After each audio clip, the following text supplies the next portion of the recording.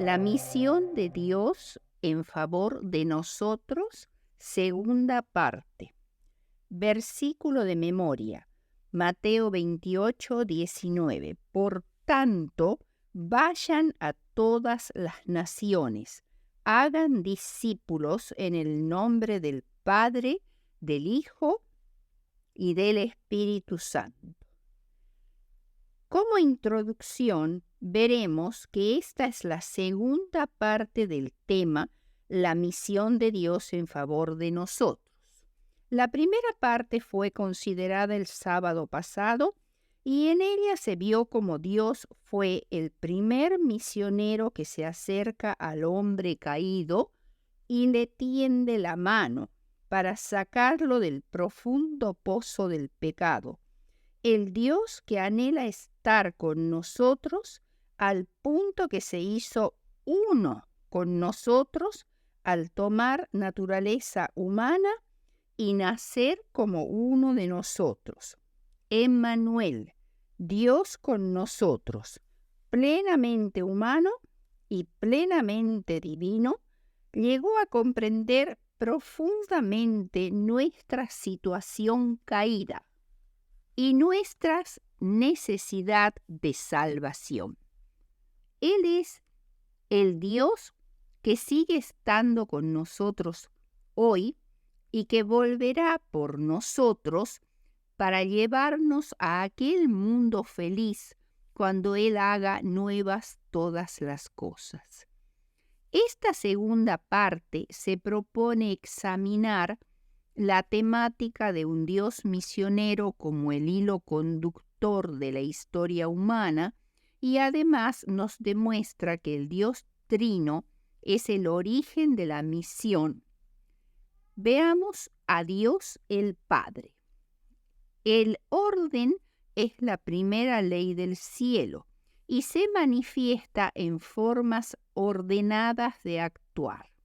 Este orden surge de la unión que existe entre los componentes de la deidad y sirve para preservar dicha unión. El Padre parece actuar como fuente, el Hijo como mediador y el Espíritu como actualizador o aplicador. La encarnación provee una hermosa demostración de la relación que existe en la obra de las tres personas de la deidad y de cómo estas tres personas son el origen de la misión. El Padre dio a su Hijo, Cristo se entregó a sí mismo y el Espíritu produjo la concepción de Jesús. Juan 3:16.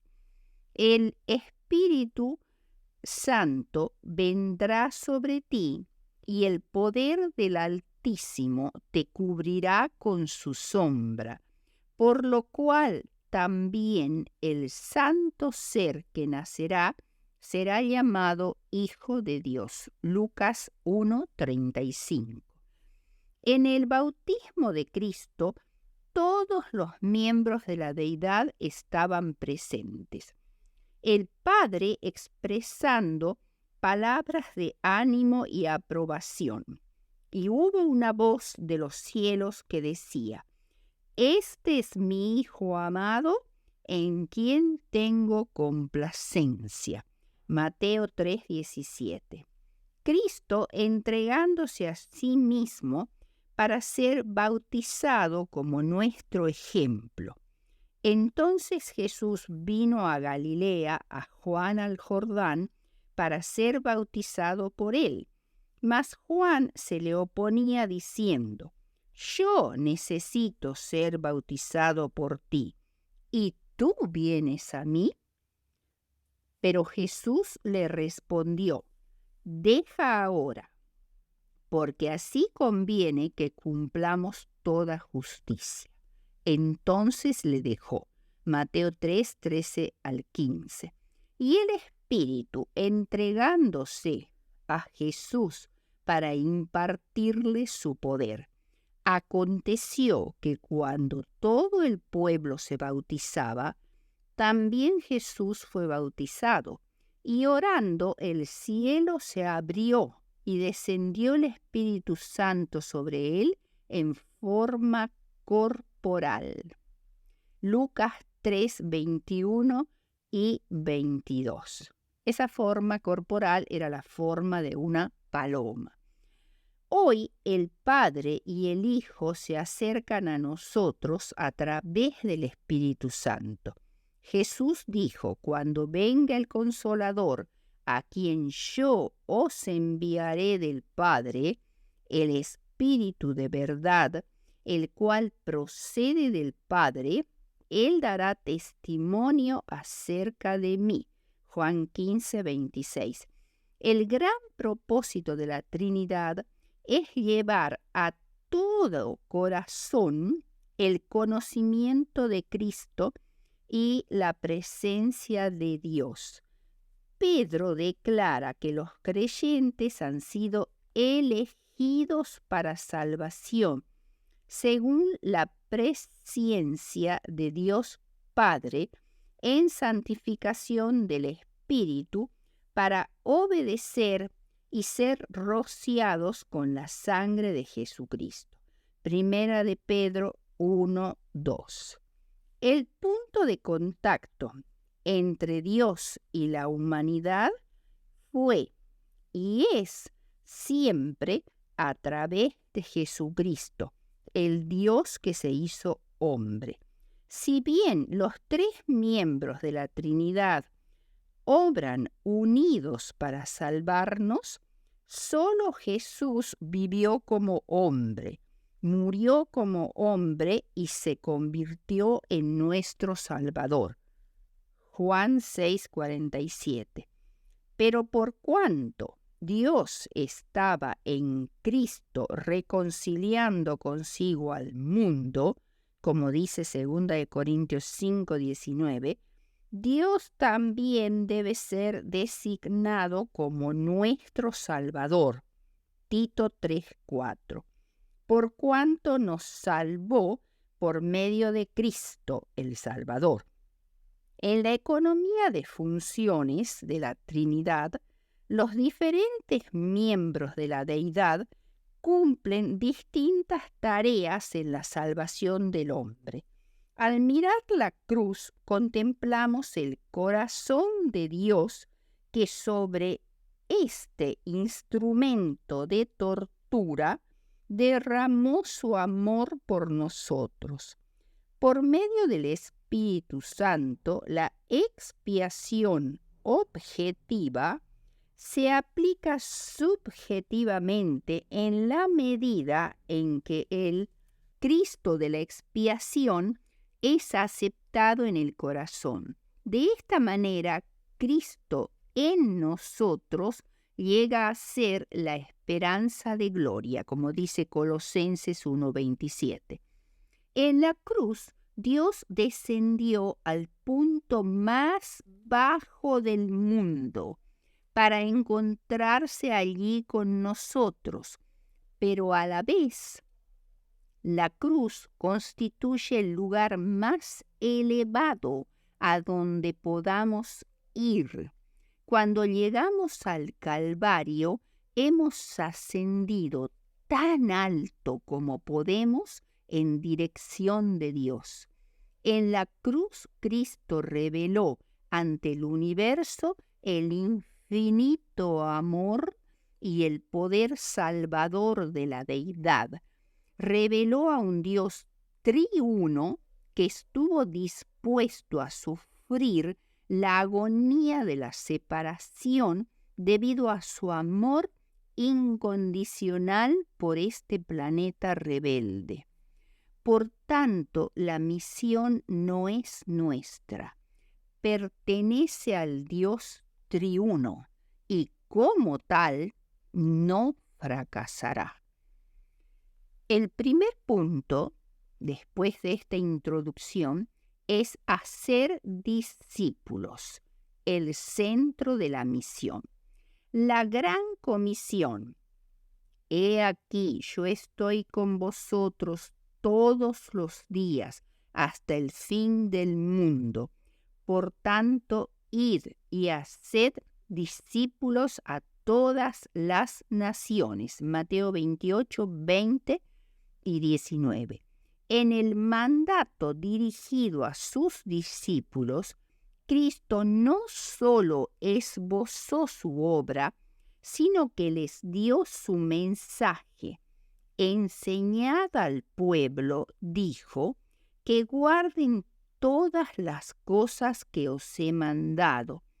Y eso incluye lo que él había dicho, no solamente en persona, sino por todos los profetas y maestros del Antiguo Testamento.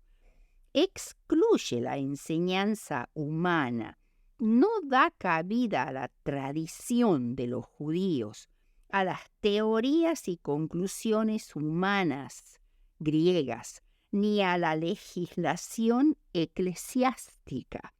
El Evangelio ha de ser presentado como una fuerza viva para cambiar la vida.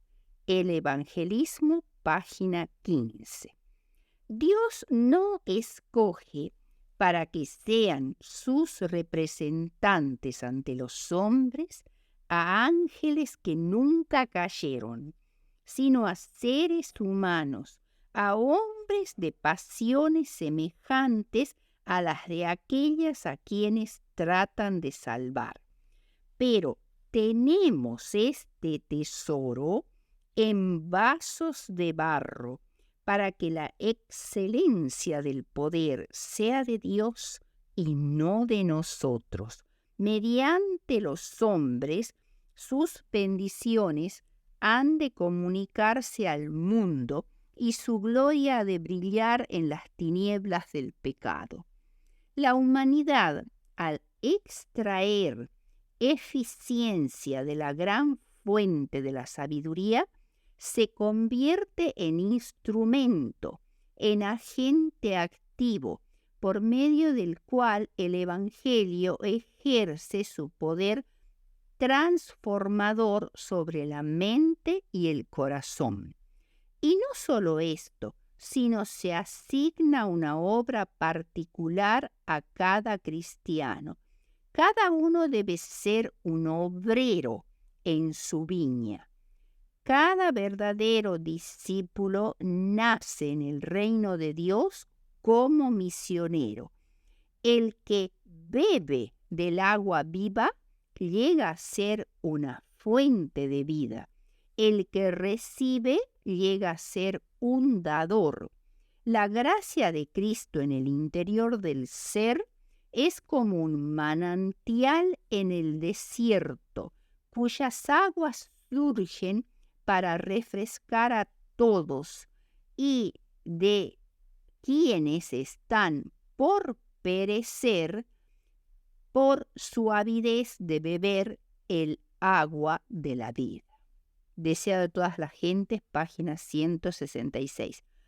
No todos pueden salir como misioneros a los países extranjeros, pero todos pueden ser misioneros en su propio ambiente para sus familias y su vecindario.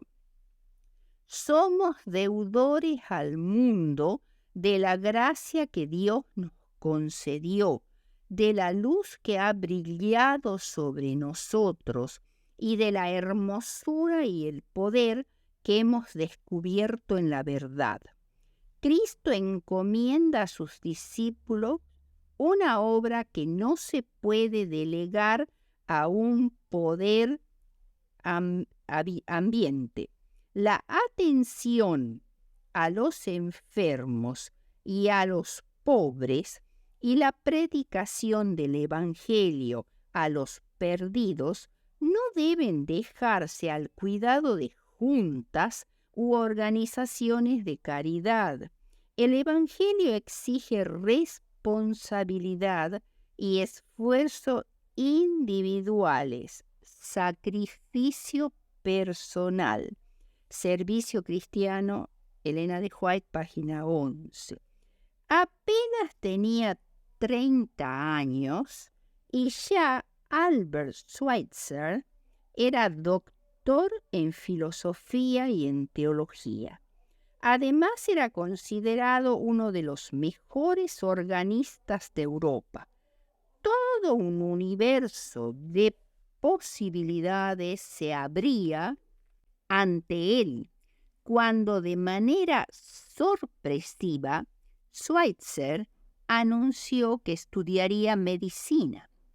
¿Estudiar medicina? ¿Con qué fin? Con el propósito de dedicar su vida a ayudar a la gente necesitada de África. En el momento en que tomó esa decisión, Schweitzer era el rector del Colegio Teológico de Estrasburgo. Vivía cómodamente y tenía delante de sí la perspectiva de una brillante carrera como profesor de teología.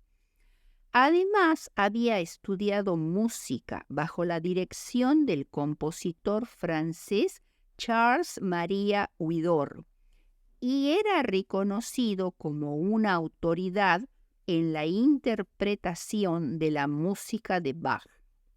Sin embargo, Schweitzer prefirió dejarlo todo atrás y tomar el camino que lo llevaría a Lambaréné, en Gabón, en África, donde construyó un hospital y durante décadas brindó atención a millones de pacientes y centenares de leprosos. El alcance de su obra filantrópica lo hizo merecedor del Premio Nobel de la Paz en 1952. Quizá ahora, en el siglo XXI, nada de lo que hizo Schweitzer pareciera tener sentido, pero tenía sentido para él.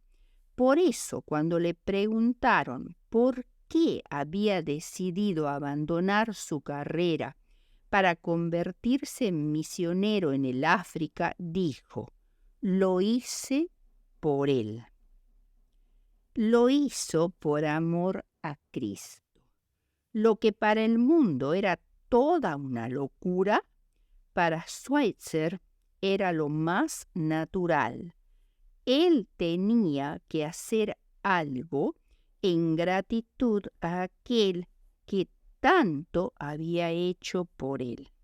Al igual que el apóstol Pablo, Schweitzer palidecía toda su obra ante el supremo privilegio de conocer el amor de Cristo.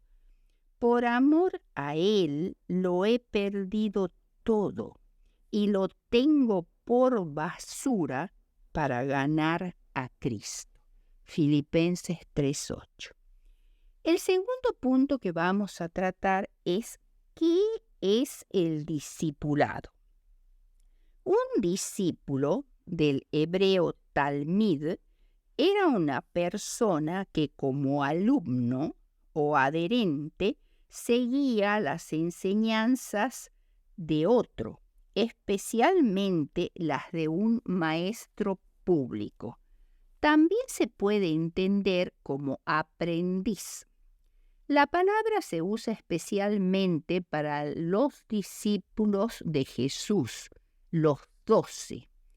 Los primeros en seguir a Jesús, no en el sentido de discípulos estrictamente, sino porque le reconocieron como el Cordero de Dios, como dice Juan 1:36, fueron Andrés y Juan, que eran ya discípulos de Juan el Bautista.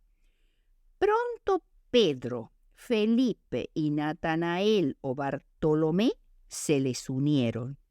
No interrumpieron permanentemente sus ocupaciones habituales para convertirse en discípulos en el sentido pleno de la palabra.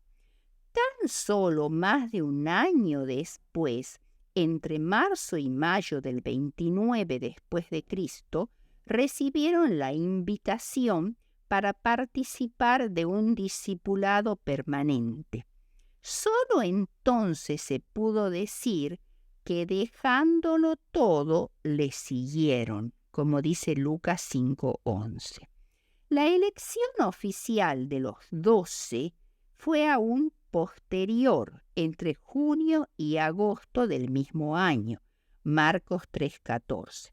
En el principio del trato de los discípulos con Jesús, estos lo llamaban rabí, el término que es equivalente a reconocerlo como un maestro, quizá aún como un profeta, pero con la creciente convicción de que sin duda era el enviado de Dios.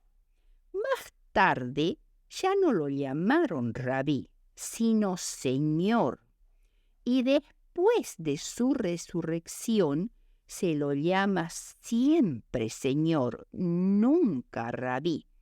Los que lo llamaban rabí expresaban de esta forma su disposición a aprender de él, al paso que los que lo llamaban Señor expresaban así su respeto o su sumisión incondicional como siervos. En esta oportunidad, Juan y Andrés le preguntaron a Jesús: ¿dónde moras? Porque deseaban una entrevista más prolongada y personal que la que podía realizarse en un lugar público. El llamamiento de Pedro, Andrés, Jacobo y Juan a orillas del mar de Galilea, los cuatro digamos así, componentes de una pequeña empresa pesquera, se produjo un tiempo después, en ocasión de la pesca milagrosa. La decisión de disolver su exitosa sociedad pesquera para participar en una sociedad mucho más elevada, con Jesús como pescadores de hombres, fue hecha en forma instantánea y sabiendo bien lo que hacían. No necesitaron tiempo para cavilar ni para hacer provisión para las necesidades de sus familias. Toda la noche habían buscado en vano lo que necesitaban para sustentar la vida. Pero ahora, por amor a Cristo, estuvieron dispuestos a perder todo lo que la vida tenía para ofrecerles. Y al hacerlo, comenzaron una vida rica, más abundante. Tomaron la cruz del servicio y siguieron las pisadas de Jesús. Hasta ese momento habían acompañado a Jesús en forma intermitente. Ahora se los llamaba a unir su vida y su fortuna con la de él, no solo como creyentes, sino también como aprendices y obreros. A partir de ahora, su tiempo y sus talentos serían consagrados a un servicio de dedicación exclusiva. Ninguno de sus discípulos habría sido considerado por los sabios de la nación como poseedor de suficientes cualidades como para ser maestro. Eran humildes y les faltaba conocimiento, pero esas características eran los requisitos previos para ser discípulos de Jesús. El hecho de que no habían sido educados en los falsos conceptos de los rabinos les facilitaría más aprender las lecciones para ser hábiles obreros en el establecimiento del reino de los cielos. Ninguno de los 12 fue elegido debido a su perfección de carácter o de capacidades. Cristo eligió a hombres dispuestos a aprender, cuyos caracteres podrían ser transformados. Todos tenían serios defectos de carácter, pero por la gracia de Cristo, preciosas semillas del carácter divino serían plantadas en ellos, que germinarían y crecerían hasta madurar en un carácter semejante al de Cristo. Cristo dejó bien en claro: no me elegisteis vosotros a mí, sino que yo os elegí a vosotros. Juan 15:16. Y Él lo hace porque discierne en ellos habilidades latentes que bajo la dirección divina pueden ser fomentadas y desarrolladas para la gloria de Dios y para el adelantamiento de su obra. Desde el punto de vista humano, los 12 eran un grupo de rudos y simples galileos, hombres ordinarios y poco promisorios, pero cuando terminaron el período de su discipulado, ya no eran toscos, incultos o ignorantes. 3 de ellos llegaron a ser hábiles escritores. Juan era un profundo teólogo. Hasta donde se sepa, ninguno de los 12 se había graduado de las escuelas rabínicas e indudablemente ninguno pertenecía a la aristocracia judía. Pero como resultado de su unión con el Maestro, quedaron liberados de los prejuicios inveterados que casi siempre cegaban a los escribas y fariseos. Por tanto, podemos decir que el discipulado tiene 3 dimensiones. Primero, la dimensión racional, que tiene que ver con el aprendizaje, en el cual el creyente aprende consciente y deliberadamente acerca de Jesús. Un discípulo es alguien que aprende con un maestro, que se apega a ese maestro, que vive con ese maestro, con el fin de adquirir conocimientos teóricos y prácticos. El aprendizaje produce una metamorfosis y un crecimiento continuo para los discípulos. Mateo 28, 19 y 20.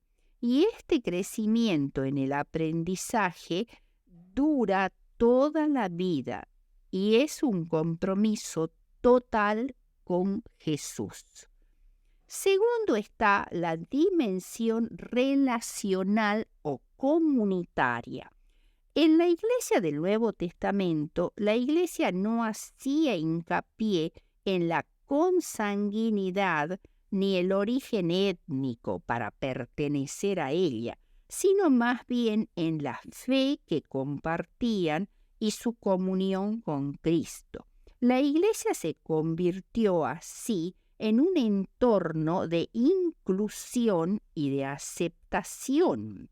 La Iglesia primitiva era el cuerpo de Cristo y la familia de Dios, metáforas usadas para describir la interdependencia, la solidaridad de sus miembros que les permitía tratarse mutuamente como miembros de una familia.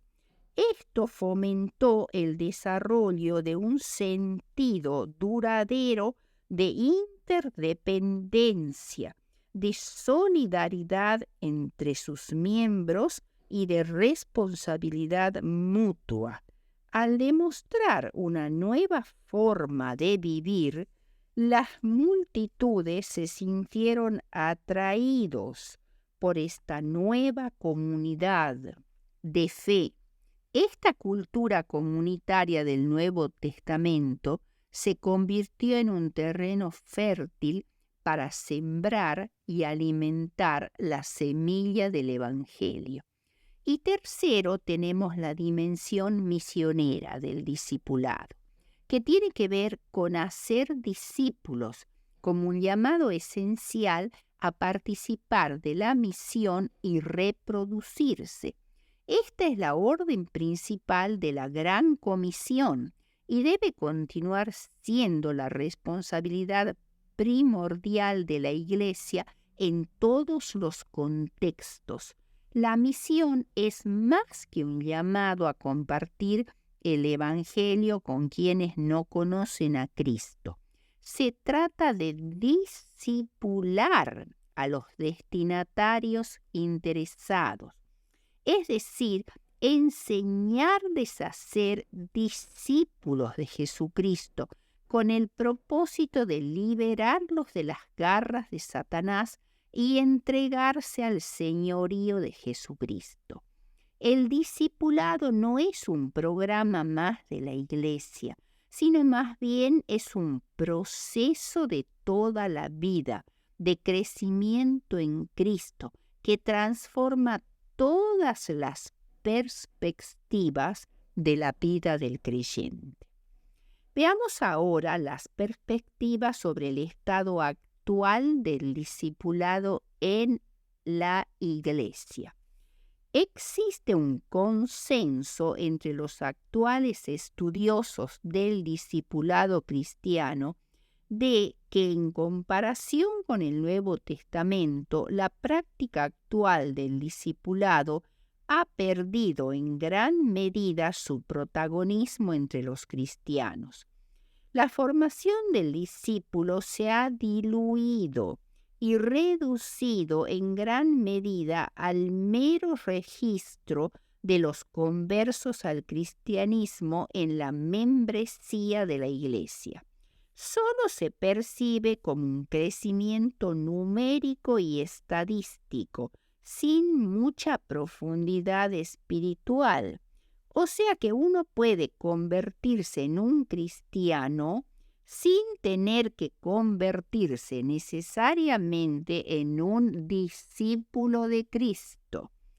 El libro Servicio Cristiano de Elena de White afirma: el verdadero espíritu misionero ha abandonado las iglesias que han hecho tan exaltada profesión.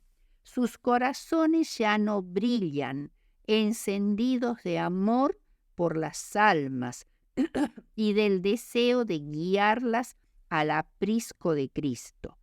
Mi corazón se conduele cuando pienso en cuán poco sienten nuestras iglesias su solemne responsabilidad ante Dios. No son solo los ministros, los soldados, sino todo hombre y mujer que se han alistado en el ejército de Cristo.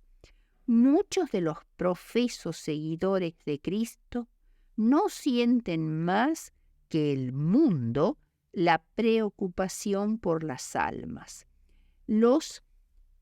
La concupiscencia de los ojos, la soberbia de la vida, el amor a la ostentación, el amor a la comodidad separan a los profesos cristianos de Dios, y el espíritu misionero existe en realidad solamente en algunos pocos.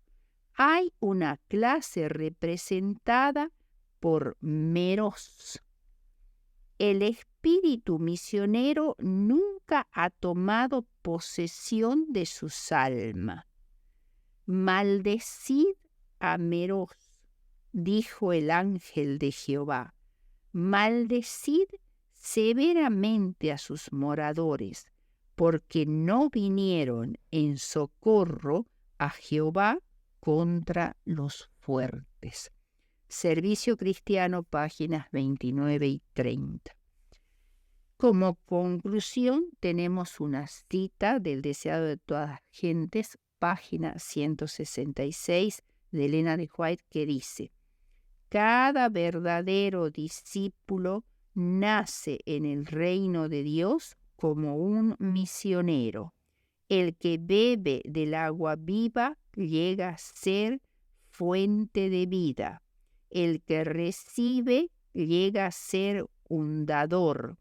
La gracia de Cristo en el alma es como un manantial en el desierto, cuyas aguas brotan para refrescar a todos y da a quienes están por perecer avidez de beber el agua de vida. Desea a todas las gentes, página 166.